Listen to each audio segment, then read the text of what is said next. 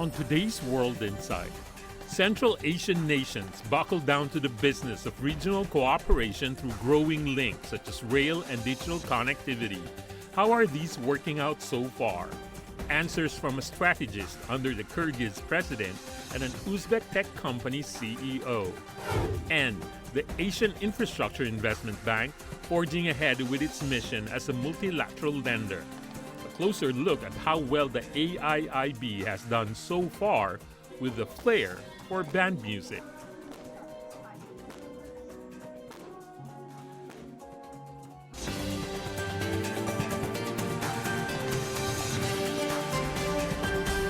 Hello and welcome to World Insight. I'm Tian Wei, and this is our special program, Connecting Central Asia. As the world is being threatened by tariff war, partnerships are becoming ever stronger among those who value mutual respect through the potential of connectivity.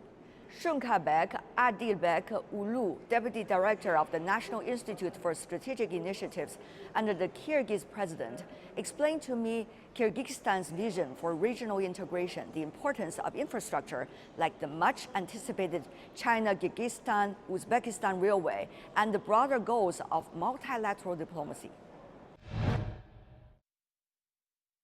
The interactions between China and the Central Asian countries are getting ever more active. But what role does your country, Kyrgyzstan, play? Kyrgyzstan, our country, plays an active role in promoting fair, inclusive, and mutually beneficial cooperation between China and Central Asia. For example, we have a lot of cultural and educational projects with China, and we see practical results of these projects. Many students from China and many students from Kyrgyzstan teaching our cultural aspect, teaching our language. It's a big base to understand and to implement a lot of future projects.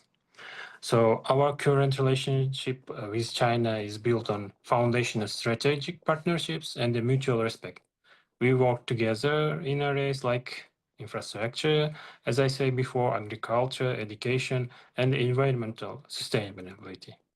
What are some of the most important projects you're watching very closely right now? What do you think can be the potential it is going to bring benefits to the local communities? Let me explain on the some sample like China, Kyrgyzstan, Uzbekistan railway. For our country is very important because this railway project is a real breakthrough for the region. It will significantly shorten delivery times, improve logistics, and create a new transport corridor connecting for our country. Because today it's not a secret, because the Kyrgyz Republic also a landlocked country like Uzbekistan. And regarding this project and the railway, in the future we can open new markets, new opportunities. And this economical cooperation, it's a good base to improve social cooperation, where we have a good social cooperation, so we can make a good neighborhood, not only with China and Uzbekistan, also we can make good relationships with another countries like Tajikistan and Kazakhstan. Our population is good understand about the rule of roads, because historically our country was a part of Silk Road, and historically our population make richer regarding or using the role of this Silk Road. And now we can see the history is repeating. So we actually using the new roads, and we're using the new China railway to become a more richer. Because yes, today we're producing something in the agriculture area, something in industry area, but we should deliver our products, and the road is very important to deliver our products. Also, we should trying to use modern technologies, modern products, modern raw materials with good quality. Also in this area, China will help us. Also helping now is acting and also, as I know, China at least 10, 15 years also been in a leading position in foreign direct investment in Kyrgyz Republic.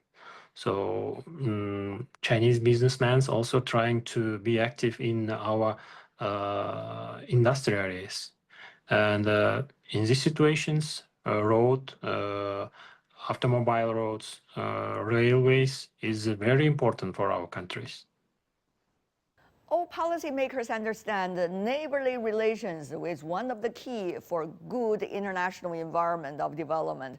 What do you think are some of the experiences among Central Asian countries? Kyrgyzstan has always followed a multi-vector foreign policy, as you say. We aim to maintaining strong and friendly relationship with all key partners like China, Russia, and some of the countries of European Union and our neighbors in our Central Asia region. So our goal is to stay balanced, deepen strategic partnerships while protecting our national interest. In today's complex world, we see Kyrgyzstan as a bridge between East and West, North and South, regarding our geographical situations, and promoting peace, dialogue, and sustainable development across Eurasia. Because we understand that in our country we have multiple nations and multiple cultures, and we should make and promote always peace, dialogue, to cooperate with our neighborhood in Central Asia and our strategic partners like China and Russia and other countries. Welcome back. This is World Insight. Let's continue our reports about Central Asia. China and Central Asian economies are keen on their partnerships. They boost growth and development in the region. E-commerce is one of the fields that's definitely growing very fast. The Central Asian economies are keen on the fast track. As Jasu Jumaev, the CEO and founder of Uzum, a local e-commerce platform unicorn from Uzbekistan, told me earlier in an interview. He shared with me how the region could work together in the digital era. Your country is so unique, directly from offline to mobile, and such a dynamic, young population. How does that work? How would you, nurture the habits of consumption through digital means? And what are the demands coming from the younger generation so that you have to adjust, your business model, products, and services in a unique way? Well, yes, nearly 60% of Uzbekistan population, as you may know, is under the age of 30. They are Yes. Very digitally native. They are like mobile first generation that is not only eager to embrace new platforms, but also actually, let's say, actively shaping the future of business. Young people in Uzbekistan are more than just consumers of digital services. They are like entrepreneurs, they are creators, and innovators. At Uzum, we see this firsthand. I'd say over 50% of our 16,000 plus sellers launched their businesses directly on the Uzum market. We observe a very strong appetite for learning and professional growth among our vendors, and many of whom are taking their first step in formal commerce through our ecosystem. To be honest, to unlock this potential, we are actively investing in education and digital inclusion. For instance, across the country, we run different training programs to equip young people with practical skills in commerce, digital marketing, logistics, customer service, while helping them to succeed as entrepreneurs or professionals in digital economy. Well, I think this generation is they are driving both demand and innovation.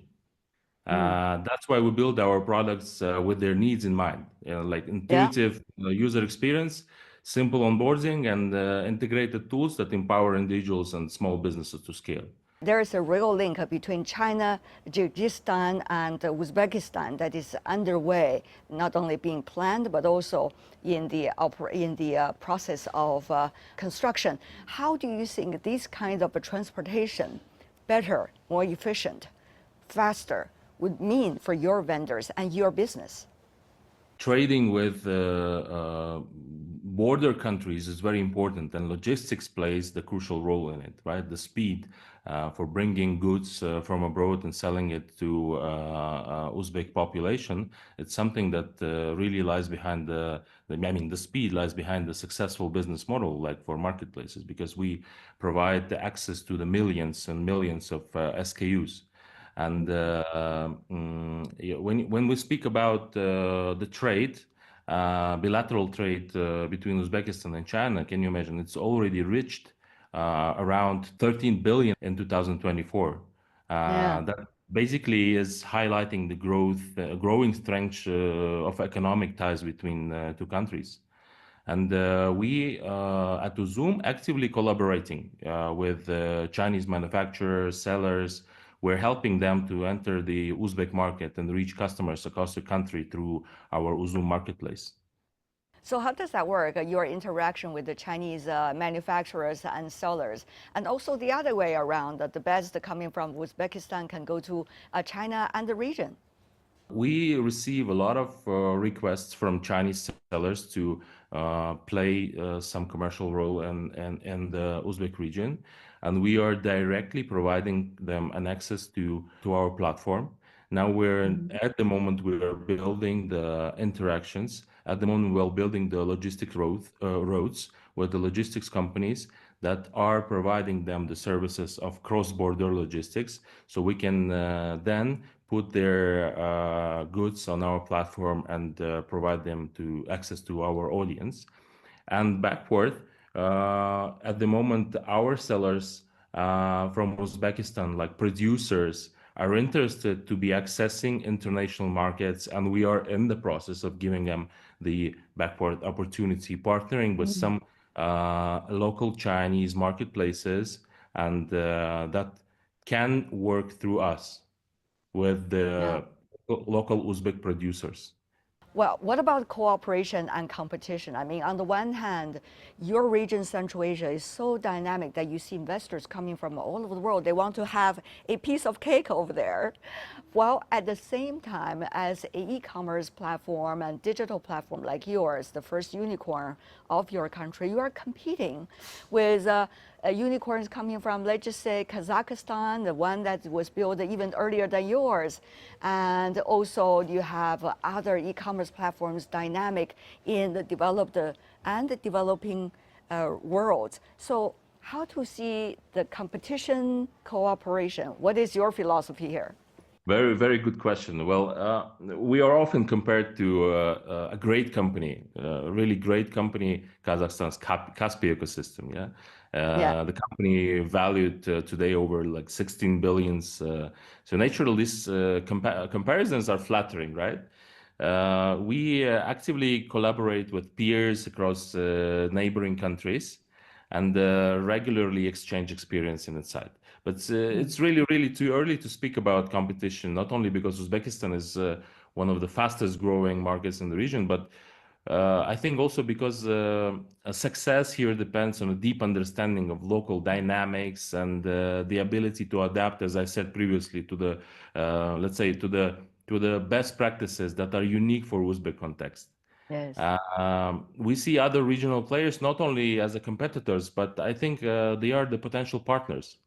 Particularly in logistics and payments infrastructure, maybe in talent development, because we hire people from different types of ecosystems around the globe, bringing this experience to Uzbekistan to mix it with local culture, local understanding of doing business, and so on.